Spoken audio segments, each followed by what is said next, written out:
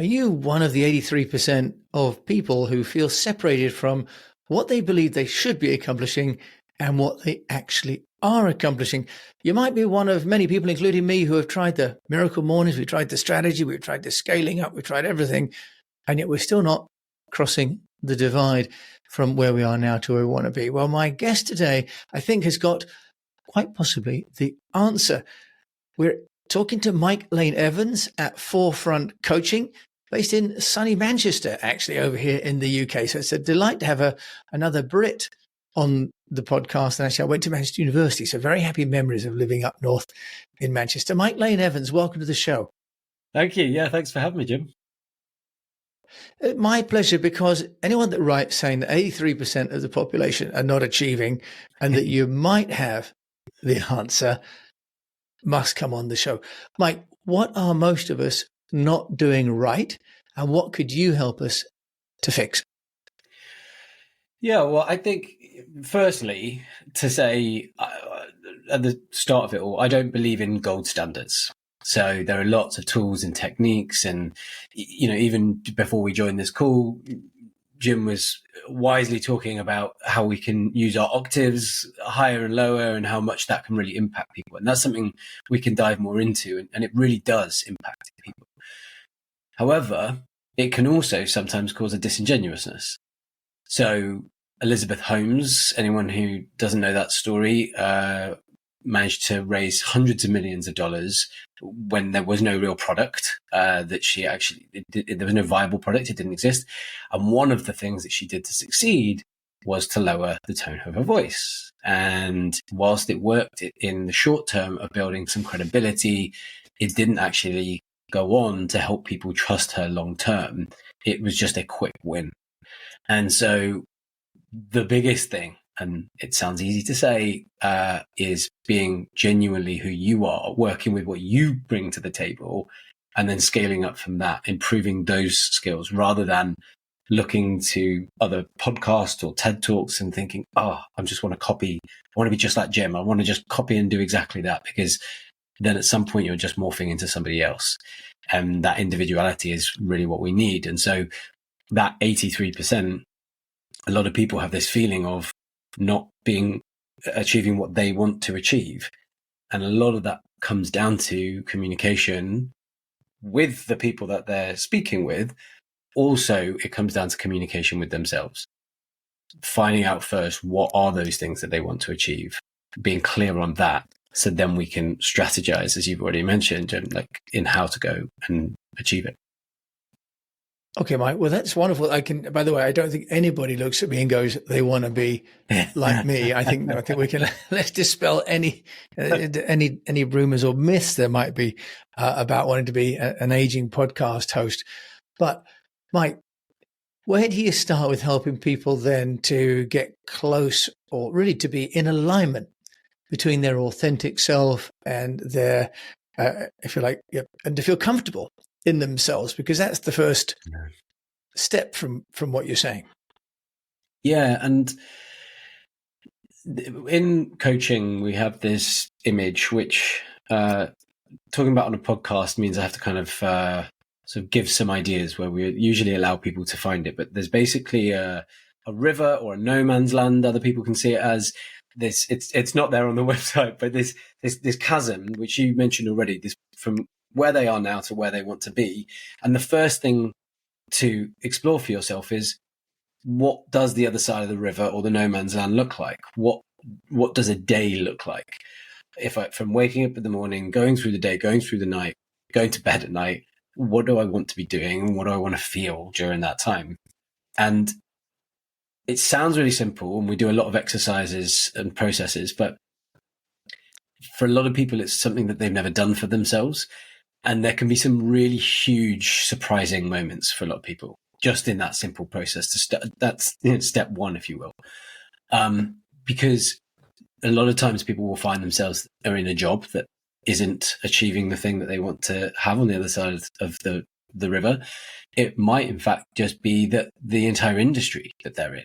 It might be that the things that they're doing on a day-to-day basis are not the things that actually bring them joy going forward. Maybe it did for 10 years, and then it's okay to change. And a lot of people find it very, very difficult to change, to kind of take that leap of faith.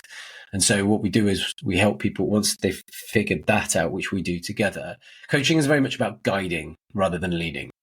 So rather than telling people, hey, do this, try this, go there, at first, we're helping people to understand where they want to be, encouraging them to go on that journey. And then we can bring in communication tips and tools to help you get to where you need to be. Okay, so there's a great metaphor that you're on one side of the river and then you've got to get across the river. And of course, that probably means getting a little bit wet along the way, doesn't it, Mike? You've got to, well, unless you find a bridge, of course. And presumably the coaching, if I follow on with that metaphor, the bridge is like the coaching, right? That's helping people get across to the other side. And Mike, in your own experience, so I was going to say, what led you to doing? No, we had a bit of a delay on the sound there on the video, didn't we? So when you with the coaching and the bridging across to the other side, when you get people to then get, if you like, in alignment between who they are and what they believe they can do, what role then does communication play? I mean, because we often think of communication, especially in companies, we think of communication as being kind of PR, advertising. It's kind of how we dress up what the company's doing, but it's rarely seen as, if you like, the fundamental part of the DNA of the company. Yeah. For us, communication is part of the DNA. It's a pillar of success in a company.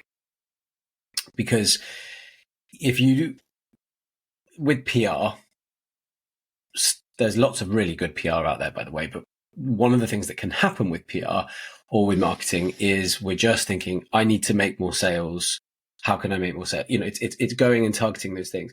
The people that are really good in marketing and really good in PR are considering what pain points are we solving? What issues? Who are the ideal customer profiles? Who are the people that what we're doing really supports, really helps in some way? It's not nice to have. It's a real huge life-changing thing for them. And so those people who are really good go and they figure all of that stuff out. So you're kind of working from inside out. It's the Simon Sinek idea of the circles. For those who are not familiar, lots of companies have thought about what do they want to do and how do they want to do it. But those really successful ones have thought about why do they want to do it and figuring out that sort of inside out philosophy.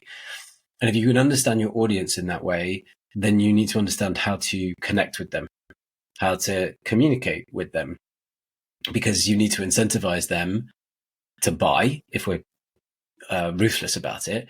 More importantly than that, though, you want to stay with those customers for a long time. So you want to figure out what do they really need. So Apple is an example of this. They, instead of making computers the way that computers had been made, they figured out what did people need in a computer, and then they went and made that. And then they had a cult effectively for decades, probably still do, because of people that just really felt seen and heard by something that they were using all day, every day. And with any business, if you can tap into that, then you'll be more successful. But it's not just about tapping into it for the sake of money. It's understanding and communicating with those people, not just once or twice for the first product and the 2.0 version. How do you stay connected with them so they feel a part of the family, so they want to come back? So you get a lot more inbound marketing because they're already a part of the fold. And so even in my explanation there, because we're talking about entrepreneurs and we're talking about business, is kind of tick boxy, it is monetary. Also, just beyond that, if we can build those connections with people, you never know when stuff's going to come back, when someone's going to come back in 3 years and want your service, or someone's going to become really successful and recommend you to a ginormous company that they've just joined. So that communication all along the way, not just once or twice, but all along the way, will absolutely make or break any company. We'll be back after a quick break. AI is changing the game of business. Will you be on the winning team? I'm Jordan Wilson, the host of the Everyday AI podcast, and your coach to help you learn the X's and O's of AI. Artificial intelligence isn't just a new player in the game, it's a new sport altogether. So if you don't quickly put AI into play, your competitors will run up the score. I've spent my whole life building winning teams, from coaching basketball to working with big players like Nike and Jordan Brand. My next move? Helping you win with Everyday AI. Listen wherever you get your podcasts or on everydayaipodcast.com. Let's tap into AI together and put points on the board.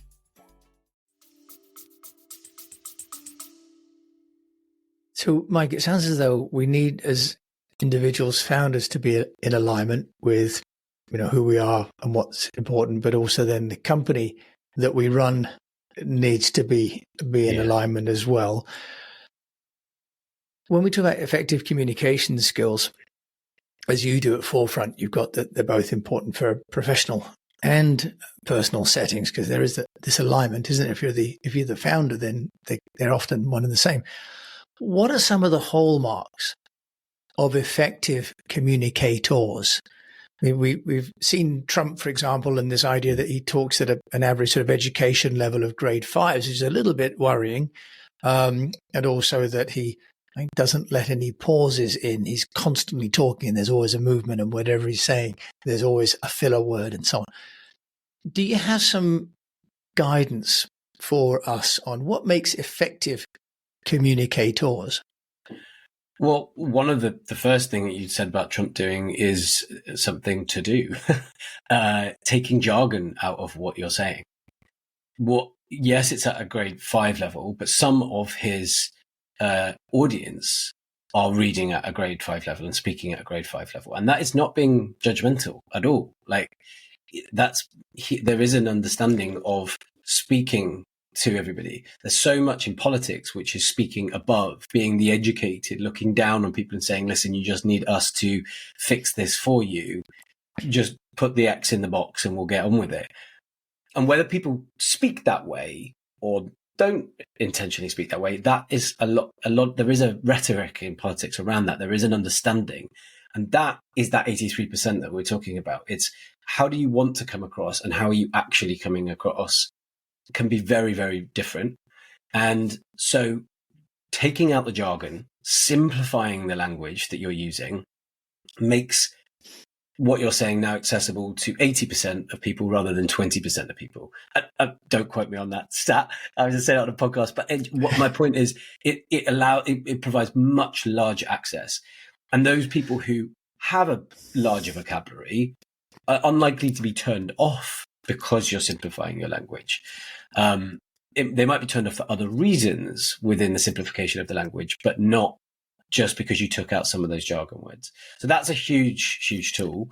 And then that is just a small part of trying to understand your audience. So there's another thing, if we stick with the Trump example, there's another thing where I've heard and read a number of times that there are certain things that he really promotes that he's actually not that bothered about. So guns being one of them, actually he really promotes this ideology professionally, where personally he's not particularly that interested, but he's speaking to an audience of people that want to feel seen and heard. And so in politics, that's a hugely successful tool. Now, if it's not followed through on, if it's not genuine in the first place, then that trust gets smashed. So that's a key thing just to say here, is that being genuine, being yourself, being truthful all along the way will be hugely important. That sounds like a very religious and high moral ground thing to say, and maybe it's not so easy when you just need to put food on the table as a young business owner. But it's all about telling the positive version of the truth. So we talk about this a lot when we work with founders. Don't lie. Do tell the positive version of the truth. Because saying, oh, you know what, we don't have many sales yet, but you know, we've had some really great conversations with people. That's the negative version of the truth.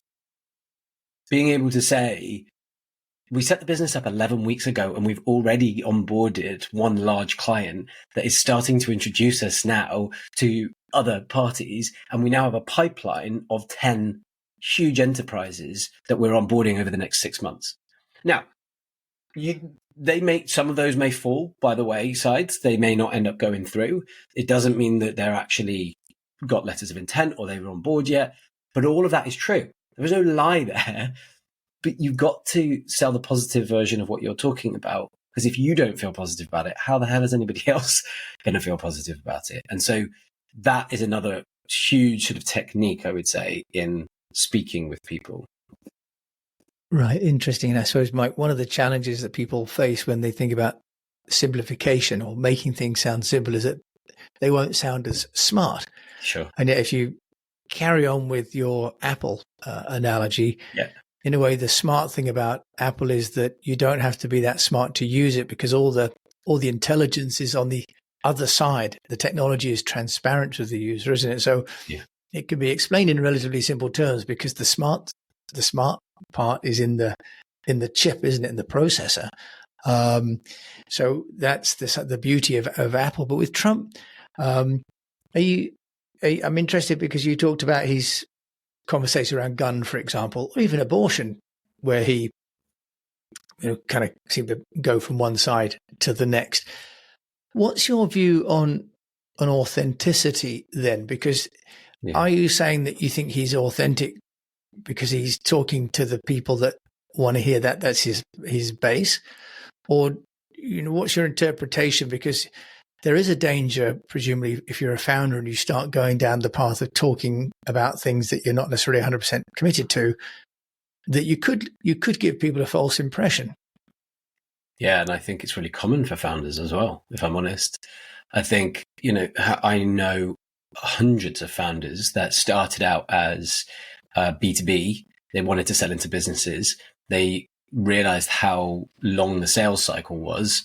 And after a couple of months, were starting to run out of capital already.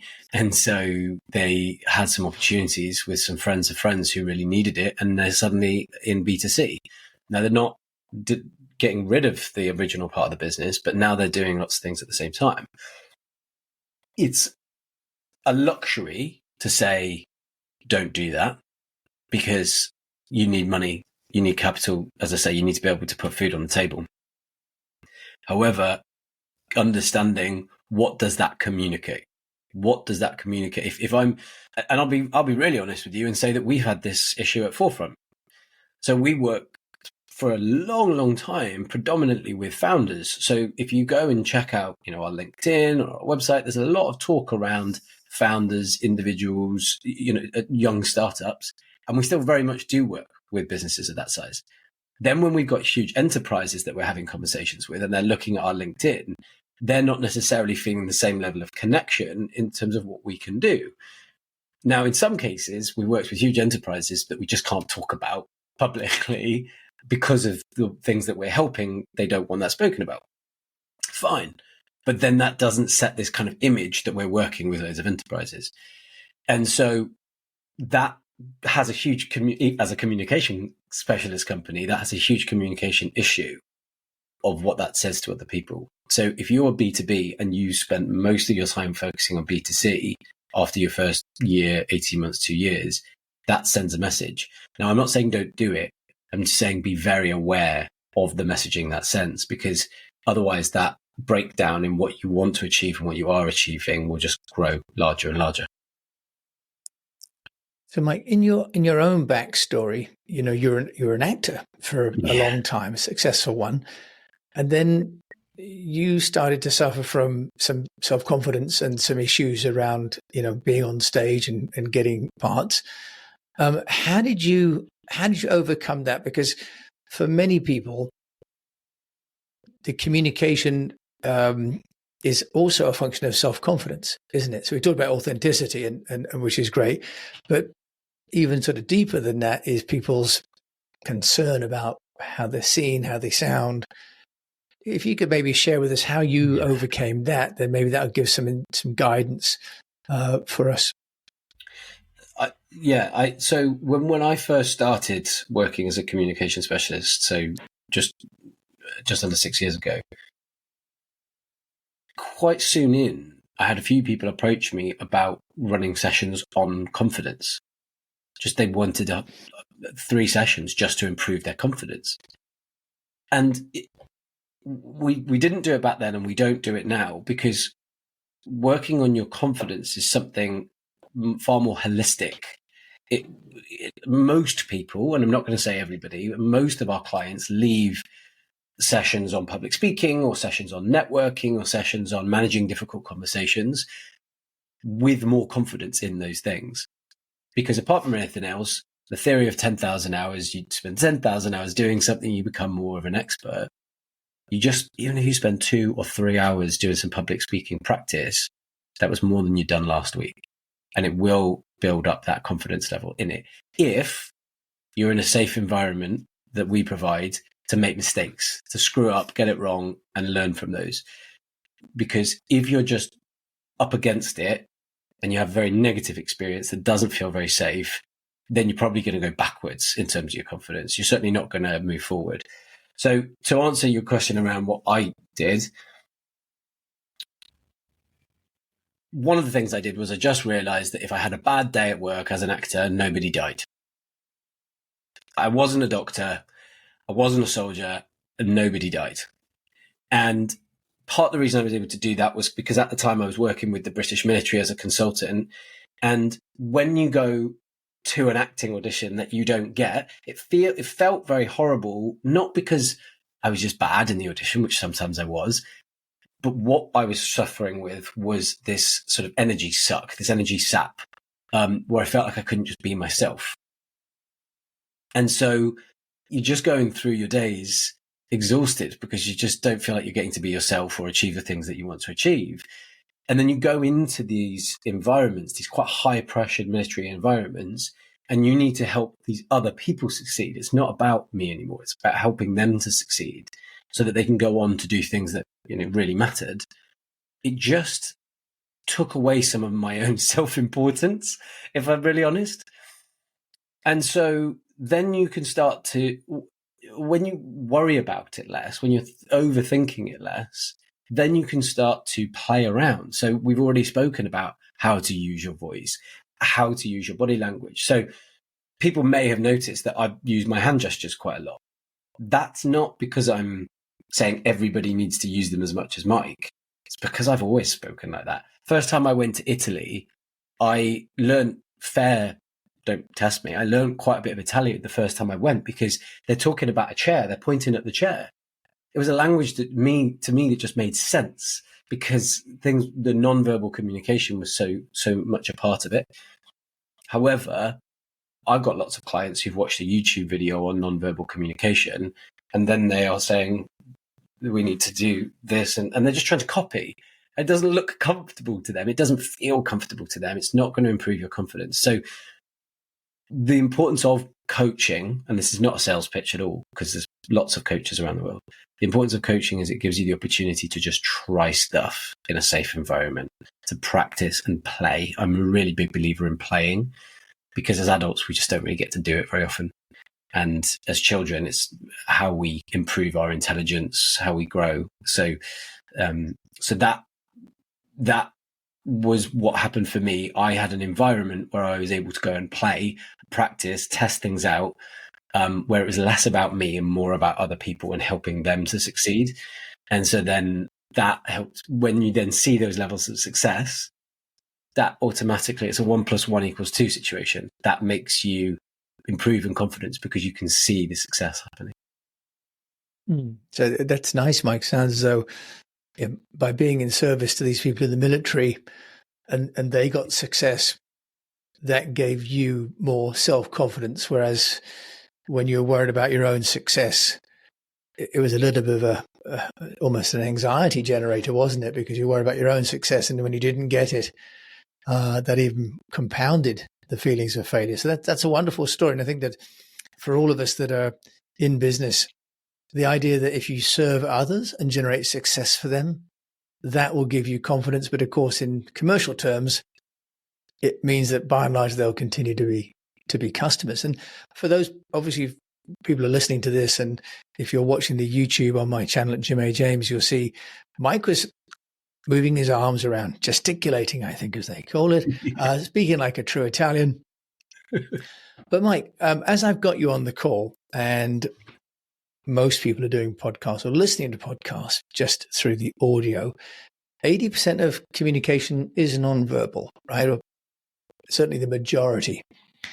Yeah. What is your guidance to people that would like to be on a podcast on how they can build their sort of engagement with the audience? How do they show their authenticity and their passion when it's audio only, when in effect the other person has got their eyes closed and can't see them? There's a few things to say on this. So the study that still holds a lot of weight that came from the 1960s about this said that 55% of effective communication was nonverbal, 38% was tone of voice, and 7% was the words. And that doesn't mean the words don't matter. The words hugely matter. It just means that once you've nailed down the words, there's another 93% of the way to go.